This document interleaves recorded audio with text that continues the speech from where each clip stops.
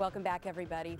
As we get closer to the reality of life under Obamacare, we're learning some new and alarming facts about what happens once the government is in charge. The Congressional Budget Office warns in a report released this week that 7 million people will likely lose their health insurance under their employer, and taxpayers will face rising costs, and states, well, they're not even going to have the insurance exchanges in place in time. Those exchanges seem to be the last holdout of concerned conservatives, small government conservatives, at the state level, so it could be equally alarming to hear news of Ohio's Republican governor backpedaling on Medicaid, and today joined by Governor of Michigan, perhaps opening the door for other states to follow. For tonight's Q&A, we have to look no further than this very table where we find Ben Domenech, a healthcare research fellow with the Heartland Institute, here to share your expertise on Obamacare, which is encyclopedic, I understand. Well, I'll try to answer all your questions. You're the guest on Right, I yes, did not know he that. is. Indeed.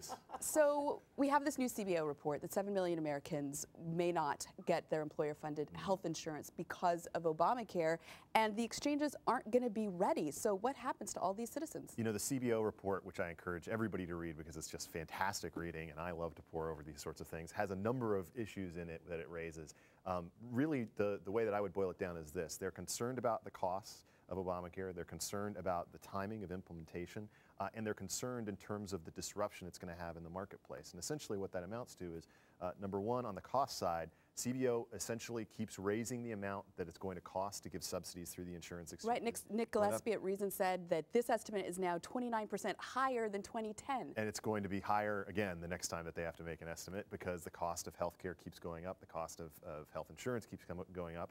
They're concerned, as I said, about the implementation timeline. As you noted, essentially the federal government has been promising us all along these things will be ready, these things will be ready. But that was under the presumption that the states would be implementing these exchanges. What's happened instead is that a number of states have pushed back. We're now at a point where 33 states in total will have the federal government in whole or in part running their exchange as opposed to them doing it themselves. That's an astronomical lift in terms of the amount of bureaucracy, the amount of forms, the amount of work that has to be done.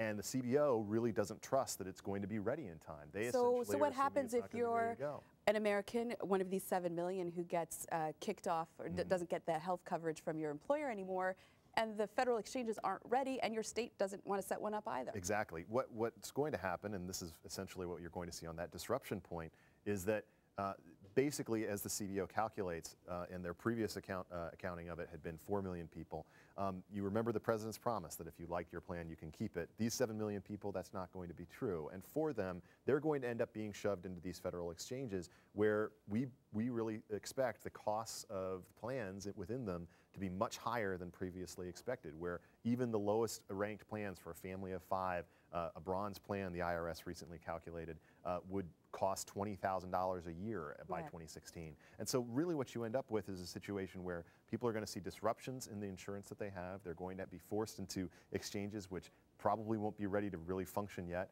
and they're going to be put into a position of having to make really significant decisions about how their family is covered and cared for in the immediate future before the bureaucracy is even ready to handle the swath of people that are going to come in. So let's look at the politics of this really quickly. The Ohio governor, John Kasich, Republican, he said that he is now going to accept this Medicaid expansion under Obamacare. He was joined today by the Republican governor of Michigan, Rick Snyder. Is this a harbinger of where some of these other states might go, or does it have to do sort of with swing state politics for these particular governors? It does have to do with swing state politics, and I have to say I think that I've been amazed so far by the number of governors who've rejected this amount of money, because it is a lot of free money up front for these states in order to cover a whole slew of people. The problem is on the back end, where 10 years from now you're going to have to raise taxes on all of these people to make the matching payments in order to get that money. I think that this really was an act of political cowardice by John Kasich. I think that this is something that a lot of people have seen coming because he's been signaling of it. But I'm encouraged by the fact that Governor Corbett in Pennsylvania, by Governor Branstad in Iowa, other governors who are in states that are certainly blue have thus far said we're not going to accept these Medicaid dollars because we see we would have to raise taxes down the road in order to pay for them. There's no such thing as free money, and I think it's a shame that Governors Kasich and Snyder think otherwise. But I think that there's going to be some consequences for them going down the road, and we're going to see some backlash for the decision they made. I don't think it's a harbinger of things to come. All right. Thank you, Ben, for being our expert today. We appreciate it.